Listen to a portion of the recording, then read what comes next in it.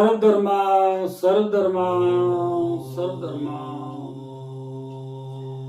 ਸੁਮਤਿਆਂ ਸਿਰਸਾ ਨਿਵਾਸ ਜਗਤ ਪ੍ਰਾਣੇ। ਦਾਸ ਦਾ ਸਿਰ ਪੂਰੀ ਕਾਇਨਾਤ ਅੱਗੇ ਝੁਕਦਾ ਹੈ ਕਿਉਂਕਿ ਮੇਰਾ ਪ੍ਰੀਤਮ ਪਿਆਰਾ ਪ੍ਰਭੂ ਪਰਮੇਸ਼ਰ ਪਰਮਾਤਮਾ ਈਸ਼ਵਰ ਅੱਲਾ ਗॉड ਜਰੇ ਜਰੇ ਪੱਤੇ ਪੱਤੇ ਕਣ ਕਣ ਡਾਡੀ ਡਾਡੀ ਵਿੱਚ ਵਾਸ ਕਰਦਾ ਹੈ। तो भगवान श्री कृष्ण नो प्यारी साध संगत दास इस चौथे अध्याय दे दैवी ज्ञान दी गल कर रहा है और श्लोक नंबर 10 चौथे अध्याय का श्लोक नंबर 10 नंबर श्लोक में आ रहा है कि वीत राग भय क्रोधा मत म्या माम उपसिक्स्ता बहवो ज्ञान तपसा उता मत भावम आगता। ਹੁਣ ਇਹਨਾਂ ਚੀਜ਼ਾਂ ਵੱਲ ਸਾਨੂੰ ਖਿਆਲ ਦੇਣਾ ਚਾਹੀਦਾ ਹੈ। ਇਹਨਾਂ ਚੀਜ਼ਾਂ ਵੱਲ ਸਾਨੂੰ ਖਿਆਲ ਕਰਨਾ ਚਾਹੀਦਾ ਹੈ ਕਿ ਇਹ ਜੋ ਭਾਗਵਤ ਗੀਤਾ ਜੋ ਸਾਡੀ ਲਾਈਫ ਦਾ ਮੈਨੂਅਲ ਹੈ, ਇਸ ਮੈਨੂਅਲ ਤੇ ਕਿਸ ਤਰ੍ਹਾਂ ਅਮਲ ਕਰਨਾ ਹੈ। तो भगवान श्री कृष्ण भागवत गीता ਦੇ 10ਵੇਂ ਸ਼ਲੋਕ ਵਿੱਚ ਕਹਿ ਰਹੇ ਹਨ ਕਿ ਆਸ਼ਕਤੀ ਬਹਿ ਔਰ ਕ੍ਰੋਧ ਤੋਂ ਮੁਕਤ ਹੋ ਕੇ ਮੇਰੇ ਵਿੱਚ ਪੂਰਨ ਤਨਮय ਹੋ ਕੇ ਔਰ ਮੇਰੀ ਸ਼ਰਨ ਵਿੱਚ ਆ ਕੇ ਬਹੁਤ ਸਾਰੇ ਵਿਅਕਤੀ ਭੂਤਕਾਲ ਵਿੱਚ ਮੇਰੇ ਗਿਆਨ ਨਾਲ ਪਵਿੱਤਰ ਹੋ ਚੁੱਕੇ ਹਨ। इस प्रकार उन्होंने सब ने मेरे प्रति दिव्या प्रेम प्राप्त किया है। Being freed from attachment, fear and anger, being fully absorbed in me and taking refuge in me, many persons in the past become purified by knowledge of me and thus they all attain transcendental love for me। ਜਿਸ ਤਰ੍ਹਾਂ ਪਹਿਲਾਂ ਵੀ ਦੱਸਿਆ ਗਿਆ ਹੈ ਕਿ ਵਿਸ਼ਿਆਂ ਵਿੱਚ ਫਸੇ ਹੋਏ ਵਿਅਕਤੀਆਂ ਲਈ ਪਰਮ ਸੱਚ ਦੇ ਸਰੂਪ ਨੂੰ ਸਮਝ ਪਾਣਾ ਬਹੁਤ ਕਠਿਨ ਹੈ। ਜੋ ਜ਼ਿਆਦਾ ਕਠਿਨ ਹੈ, ਜ਼ਿਆਦਾਤਰ ਲੋਕ ਦੇਤਮ ਬੁੱਧੀ ਵਿੱਚ ਫਸੇ ਹੋਏ ਹੁੰਦੇ ਹਨ। ਉਹ ਭੌਤਿਕਵਾਦ ਵਿੱਚ ਲੀਨ ਰਹਿੰਦੇ ਹਨ। ਉਹਨਾਂ ਲਈ ਇਹ ਸਮਝ ਪਾਣਾ ਕਠਿਨ ਹੈ ਕਿ ਪਰਮਾਤਮਾ ਵਿਅਕਤੀ ਵੀ ਹੋ ਸਕਦਾ ਹੈ। ਅਜਿਹੇ ਭੌਤਿਕਵਾਦੀ ਇਸ ਦੀ ਕਲਪਨਾ ਵੀ ਨਹੀਂ ਕਰ ਪਾਉਂਦੇ। ਪਰਮਾਤਮਾ ਦੀ ਜਦ ਕਿਰਪਾ ਇਨਸਾਨ ਦੇ ਉੱਤੇ ਹੋ ਜਾਂਦੀ ਹੈ ਤੇ ਉਹ ਇਨਸਾਨ ਪਰਮਾਤਮਾ ਦਾ ਹੀ ਰੂਪ ਬਣ ਜਾਂਦਾ ਹੈ। ਲੇਕਿਨ ਅਸੀਂ ਅਜਿਹੀ ਕਲਪਨਾ ਵੀ ਨਹੀਂ ਕਰ ਪਾਉਂਦੇ कि अजिहा दिव्या शरीर भी है जो नित्य और सच्चिदानंद भी है। तो भौतिकवादी धारणा के अनुसार शरीर नाशवान अज्ञानमय और अत्यंत दुखमय भी हुंदा है। इसलिए जब जीव ਨੂੰ ਭਗਵਾਨ ਦੇ ਸਾਕਾਰ ਰੂਪ ਬਾਰੇ ਦੱਸਿਆ ਜਾਂਦਾ ਹੈ ਤਾਂ ਉਸ ਦੇ ਮਨ ਵਿੱਚ ਸਰੀਰ ਦੀ ਇਹ ਧਾਰਨਾ ਬਣੀ ਰਹਿੰਦੀ ਹੈ। ਅਜਿਹੇ ਭੌਤਿਕਵਾਦੀ ਜੀਵਾਂ ਲਈ ਵਿਰਾਟ ਭੌਤਿਕ ਜਗਤ ਦਾ ਸਰੂਪ ਹੀ ਪਰਮ ਤੱਤਵ ਹੈ। ਜਦ ਇਸ ਇੱਕ ਪ੍ਰਭੂ ਪਰਮੇਸ਼ਰ ਪਰਮਾਤਮਾ ਈਸ਼ਵਰ ਅੱਲਾ ਗॉड ਜਿਹਨੇ ਰੱਬ ਦੀ ਗੱਲ ਕੀਤੀ ਜਾਂਦੀ ਹੈ, ਇਸ ਦੇ ਦਰਸ਼ਨ ਕਰਾਏ ਜਾਂਦੇ ਹਨ, ਤਾਂ ਸਾਡੇ ਜੀਵਨ ਦੇ ਮਨ ਵਿੱਚ ਇੱਕ ਧਾਰਨਾ ਬਣੀ ਹੋਈ ਹੈ कि रब भी शायद 2 ਲੱਤਾਂ वाला है, 2 ਬਾਹਾਂ वाला है, ਉਹਨੂੰ ਸਿਰ ਲੱਗਾ ਹੋਇਆ ਹੈ, ਉਹ ਬੜਾ ਵੱਡਾ ਹੋ ਸਕਦਾ ਹੈ। ਇਸ ਦੇ ਫਲਸਰੂਪ ਉਹ ਪਰਮੇਸ਼ਰ ਨੂੰ ਨਿਰਾਕਾਰ ਮੰਨਦੇ ਹਨ ਔਰ ਭੌਤਿਕਤਾ ਵਿੱਚ ਇੰਨੇ ਮਲੀਨ ਰਹਿੰਦੇ ਹਨ ਕਿ ਭੌਤਿਕ ਪਦਾਰਥਾਂ ਤੋਂ ਮੁਕਤੀ ਦੇ ਬਾਅਦ ਵੀ ਆਪਣਾ ਸਰੂਪ ਬਣਾਏ ਰੱਖਣ ਤੋਂ ਡਰਦੇ ਹਨ। ਮਤਲਬ ਨਿਰਾਕਾਰ ਵੀ ਮੰਨਦੇ ਹਨ कि परमात्मा निराकार है। किसी ने पूछा जाए कि परमात्मा देखा, तो कहते भी परमात्मा है जरूर है पर देखा नहीं। ਲੇਕਿਨ ਜਦ ਉਹਨਾਂ ਨੂੰ ਇਹ ਦੱਸਿਆ ਜਾਂਦਾ ਹੈ ਕਿ ਅਧਿਆਤਮਿਕ ਜੀਵਨ ਵੀ ਵਿਅਕਤੀਗਤ ਔਰ ਸਾਕਾਰ ਹੁੰਦਾ ਹੈ ਤਾਂ ਉਹ ਪੁੰਨ ਵਿਅਕਤੀ ਭਾਵ ਸੱਚੇ ਭਗਤ ਬਣ ਤੇ ਭੈਭੀਤ ਹੋ ਉੱਠਦੇ ਹਨ। ਇਸ ਦੇ ਫਲਸਰੂਪ ਉਹ ਨਿਰਾਕਾਰ ਵਿੱਚ ਤਦਾਕਾਰ ਹੋਣਾ ਭਾਵ ਮਰਜ ਹੋਣਾ ਪਸੰਦ ਕਰਦੇ ਹਨ ਔਰ ਇਸ ਦੇ ਸਮਾਨ ਜੀਵਨ ਦੀ ਤੁਲਨਾ ਪਾਣੀ ਦੇ ਬੁਲਬੁਲੇ ਸਮਾਨ ਕਰਦੇ ਹਨ ਜੋ ਟੁੱਟਣ ਤੇ ਸਮੁੰਦਰ ਵਿੱਚ ਹੀ ਲੀਨ ਹੋ ਜਾਂਦੇ ਹਨ। ਪਾਣੀ ਦੇ ਬੁਲਬੁਲੇ ਟੁੱਟ ਕੇ ਸਮੁੰਦਰ ਵਿੱਚ ਹੀ ਲੀਨ ਹੋ ਜਾਂਦੇ ਹਨ ਔਰ ਅਧਿਆਤਮਿਕ ਜੀਵਨ ਹੀ ਚਰਮ ਸਿੱਧੀ ਹੈ। ਇਸ ਭੌਤਿਕਵਾਦੀ ਜੀਵਨ ਤੋਂ ਅਪਗ੍ਰੇਡ ਹੋ ਕੇ ਅਧਿਆਤਮਿਕ ਜੀਵਨ ਵਿੱਚ ਇੰਟਰ ਕਰਨਾ ਹੀ ਚਰਮ ਸਿੱਧੀ ਹੈ। ਇਸ ਜੀਵਨ ਦੀ ਭੈ ਵਾਲੀ ਜਾਨੀ ਡਰਮਈ ਅਵਸਥਾ ਹੈ ਜੋ ਅਧਿਆਤਮਿਕ ਜੀਵਨ ਦੇ ਪੂਰਨ ਗਿਆਨ ਤੋਂ ਰਹਿਤ ਹੈ। ਇਸ ਤੋਂ ਇਲਾਵਾ ਅਜਿਹੇ ਬਹੁਤ ਸਾਰੇ ਮਨੁੱਖ ਹਨ ਜੋ ਅਧਿਆਤਮਿਕ ਜੀਵਨ ਨੂੰ ਬਿਲਕੁਲ ਨਹੀਂ ਸਮਝ ਪਾਉਂਦੇ। ਕੁਝ ਲੋਕ ਭੌਤਿਕਤਾ ਵਿੱਚ ਇੰਨੇ ਵਿਅਸਤ ਰਹਿੰਦੇ ਹਨ ਕਿ ਅਧਿਆਤਮਿਕਤਾ ਵੱਲ ਬਿਲਕੁਲ ਧਿਆਨ ਹੀ ਨਹੀਂ ਦਿੰਦੇ ਔਰ ਕੁਝ ਲੋਕ ਨਿਰਾਸ਼ਾਵਸ ਹੋ ਕੇ ਸਭ ਪ੍ਰਕਾਰ ਦੇ ਅਧਿਆਤਮਿਕ ਚਿੰਤਨਾ ਤੇ ਕ੍ਰੋਧਿਤ ਹੋ ਕੇ ਹਰੇਕ ਵਸਤੂ ਤੇ ਅੰਧ ਵਿਸ਼ਵਾਸ ਕਰਨਾ ਸ਼ੁਰੂ ਕਰ ਦਿੰਦੇ ਹਨ, ਅੰਧ ਵਿਸ਼ਵਾਸ ਕਰਨ ਲੱਗ ਜਾਂਦੇ ਹਨ। ਇਹ ਅੰਤਮ ਲੋਭੀ ਦੇ ਲੋਕ ਕਿਸੇ ਨਾ ਕਿਸੇ ਵਸਤੂ ਦਾ ਸਹਾਰਾ ਲੈਂਦੇ ਹਨ ਔਰ ਉਸ ਦੇ ਮਤ ਭਰਮ ਨੂੰ ਕਦੇ-ਕਦੇ ਅਧਿਆਤਮਿਕ ਦ੍ਰਿਸ਼ਟੀ ਮੰਨ ਲਿਆ ਜਾਂਦਾ ਹੈ। ਮਨੁੱਖ ਨੂੰ ਭੌਤਿਕ ਜਗਤ ਦੇ ਪ੍ਰਤੀ ਅਸ਼ਕਤੀ ਦੀਆਂ 3 ਅਵਸਥਾਵਾਂ ਤੋਂ ਛੁਟਕਾਰਾ ਪਾਉਣਾ ਹੁੰਦਾ ਹੈ। ਇਹ ਹਨ ਅਧਿਆਤਮਿਕ ਜੀਵਨ ਦੀ ਉਪੇਖਿਆ, ਅਧਿਆਤਮਿਕ ਸਾਕਾਰ ਰੂਪ ਦਾ ਡਰ ਔਰ ਜੀਵਨ ਦੀ ਹਤਾਸ਼ਾ ਨਾਲ ਉਤਪੰਨ ਸੁੰਨੇਵਾਦ ਦੀ ਕਲਪਨਾ।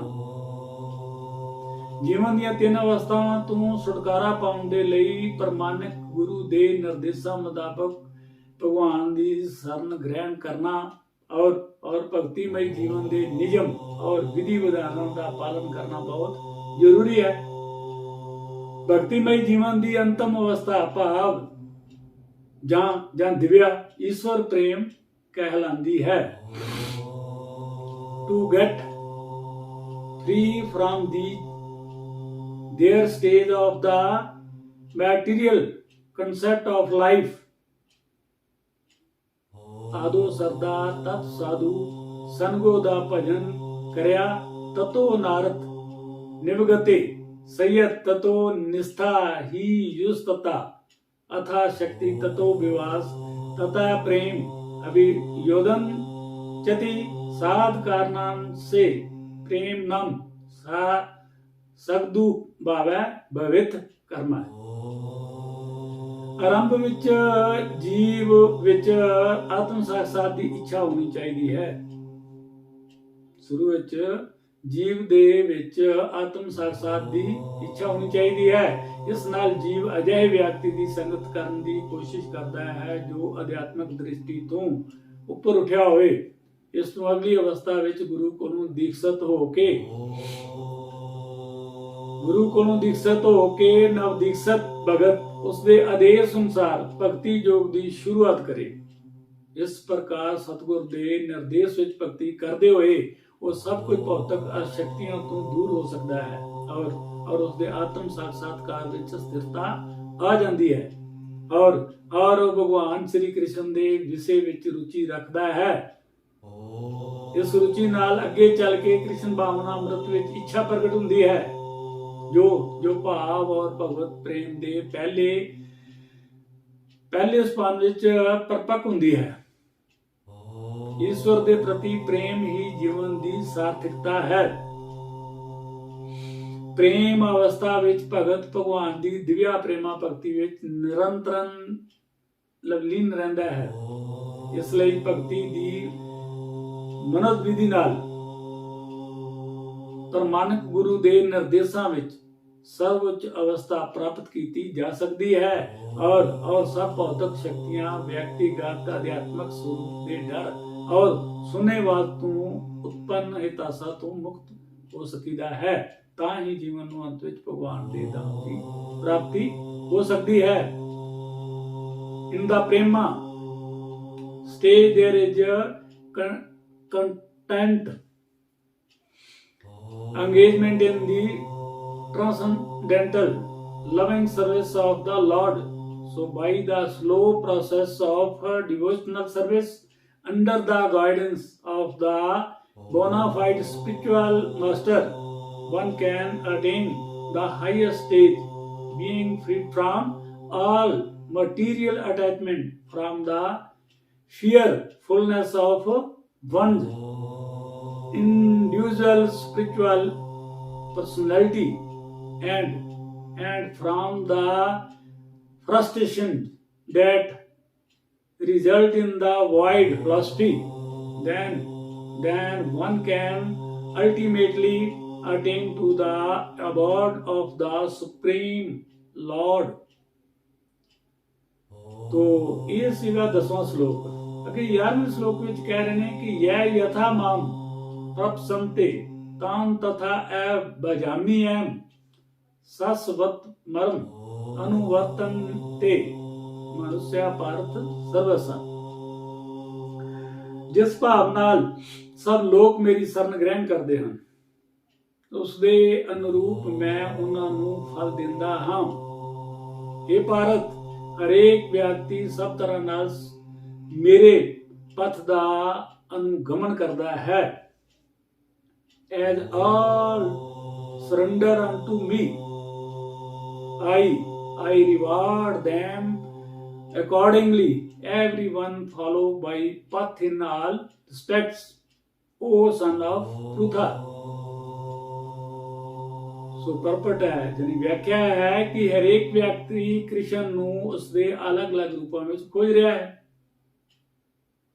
ਭਗਵਾਨ ਕ੍ਰਿਸ਼ਨ ਨੇ ਉਸਦੇ ਨਿਰਵਿਸ਼ੇਸ਼ ਬ੍ਰਹਮ ਜੋਤੀ ਤੇਜ ਵਿੱਚ ਔਰ ਹਰੇਕ ਵਸਤੂ ਦੇ ਕਣ-ਕਣ ਵਿੱਚ ਰਹਿਣ ਵਾਲੇ ਸਰਵਵਿਆਪੀ ਪਰਮਾਤਮਾ ਦੇ ਰੂਪ ਵਿੱਚ ਅਨੁਭਵ ਕਰਦਾ ਹੈ। ਲੇਕਿਨ ਸ੍ਰੀ ਕ੍ਰਿਸ਼ਨ ਦਾ ਪੂਰਨ ਸਾਖਾਤਕਾਰ ਤਾਂ ਉਸਦੇ ਸੁਧ ਭਗਤ ਹੀ ਕਰ ਪਾਉਂਦੇ ਹਨ। ਭਾਵ ਇਸ ਰੱਬ ਦੇ ਦਰਸ਼ਨ ਤਾਂ ਉਸਦੇ ਪੂਰਨ ਭਗਤ ਹੀ ਕਰ ਪਾਉਂਦੇ ਹਨ। ਸ੍ਰੀ ਕ੍ਰਿਸ਼ਨ ਹਰੇਕ ਵਿਅਕਤੀ ਦੇ ਅਨੁਭਵ ਦਾ ਵਿਸ਼ਾ ਹਨ ਔਰ ਇਸ ਦਾ ਕੋਈ ਵੀ ਔਰ ਸਭ ਆਪਣੀ ਇੱਛਾ ਦੇ ਅਨੁਸਾਰ ਸੰਤੁਸ਼ਟ ਹੁੰਦੇ ਹਨ। ਦਿਵਿਆ ਜਗਤ ਵਿੱਚ ਵੀ ਸ੍ਰੀ ਕ੍ਰਿਸ਼ਨ ਆਪਦੇ ਸੁਧ ਭਗਤਾਂ ਦੇ ਨਾਲ ਦਿਵਿਆ ਭਾਵ ਨਾਲ ਵਿਨਮਯ ਕਰਦੇ ਹਨ। ਜਿਸ ਤਰ੍ਹਾਂ ਹੀ ਭਗਤ ਉਹਨਾਂ ਨੂੰ ਚਾਹੁੰਦਾ ਹੈ। ਕੋਈ ਇੱਕ ਭਗਤ ਸ੍ਰੀ ਕ੍ਰਿਸ਼ਨ ਨੂੰ ਪਰਮ ਸੁਆਮੀ ਦੇ ਰੂਪ ਵਿੱਚ ਚਾਹ ਸਕਦਾ ਹੈ, ਦੂਸਰਾ ਆਪਣੇ ਸਖਾ ਭਾਵ ਸਾਥੀ ਦੇ ਰੂਪ ਵਿੱਚ, ਤੀਸਰਾ ਆਪਣੇ ਪੁੱਤਰ ਦੇ ਰੂਪ ਵਿੱਚ ਔਰ ਚੌਥਾ ਆਪਣੇ ਪ੍ਰੇਮੀ ਦੇ ਰੂਪ ਵਿੱਚ। ਸ੍ਰੀ ਕ੍ਰਿਸ਼ਨ ਸਾਰੇ ਭਗਤਾਂ ਨੂੰ ਸਮਾਨ ਰੂਪ ਵਿੱਚ ਉਹਨਾਂ ਦੇ ਪ੍ਰੇਮ ਦੀ ਭਾਵਨਾ ਦੇ ਅਨੁਸਾਰ ਉਹਨਾਂ ਨੂੰ ਫਲ ਦਿੰਦੇ ਹਨ। ਭੌਤਿਕ ਜਗਤ ਵਿੱਚ ਵੀ ਵਿਨਮਯ ਦਾ ਅਨੁਭਵ ਹੁੰਦਾ ਹੈ। Reciprocation of feeling are there, और वह अलग अलग प्रकार के भगतां के अनुसार भगवान द्वारा संभाव नाल विनिमय किया जाता है। सुध भगत इत्थे और दिव्या धाम विच भी श्री कृष्ण का प्यार प्राप्त करते हैं और भगवान की साकार सेवा कर सकते हैं। इस तरह वो उन्हां दी प्रेमा भगती दा दिव्या आनंद प्राप्त करते हैं। किंतु जो निरविशेषवादी हैं और जो जीव आत्मा के अस्तित्व ਨੂੰ ਮਿਟਾ ਕੇ ਅਧਿਆਤਮਕ ਆਤਮਘਾਤ ਕਰਨਾ ਚਾਹੁੰਦੇ ਹਨ, ਕ੍ਰਿਸ਼ਨ ਉਹਨਾਂ ਨੂੰ ਵੀ ਆਪਣੇ ਤੇਜ ਵਿੱਚ ਲੀਨ ਕਰਕੇ ਉਹਨਾਂ ਦੀ ਸਹਾਇਤਾ ਕਰਨਾ ਚਾਹੁੰਦੇ ਹਨ। ਅਜਿਹੇ ਨਿਰਵਿਸ਼ੇਸ਼ਵਾਦੀ ਸਜਦਾਨੰਦ ਭਗਵਾਨ ਨੂੰ ਸਵੀਕਾਰ ਨਹੀਂ ਕਰਦੇ। ਫਲਸਰੂਪ ਉਹ ਆਪਣੇ ਵਿਅਕਤੀਤਵ ਨੂੰ ਮਿਟਾ ਕੇ ਭਗਵਾਨ ਦੀ ਦਿਵਿਆ ਭਗਤੀ ਦੇ ਆਨੰਦ ਨੂੰ ਪ੍ਰਾਪਤ ਨਹੀਂ ਕਰ ਸਕਦੇ। ਉਹਨਾਂ ਵਿੱਚੋਂ ਕੁਝ ਜੋ ਨਿਰਵਿਸ਼ੇਸ਼ ਸਤਾ ਵਿੱਚ ਦ੍ਰਿੜਤਾਪੂਰਵਕ ਸਥਿਤੀ ਨਹੀਂ ਪਾਉਂਦੇ, ਉਹ ਆਪਣੇ ਕਾਰਜ ਕਰਨ ਦੀ ਸੁਪਤ ਇੱਛਾਵਾਂ ਨੂੰ ਪ੍ਰਦਰਸ਼ਿਤ ਨਹੀਂ ਕਰਦੇ। ਪ੍ਰਦਰਸ਼ਿਤ ਕਰਨ ਲਈ ਇਸ ਭੌਤਿਕ ਜਗਤ ਵਿੱਚ ਵਾਪਸ ਹੁੰਦੇ ਹਨ।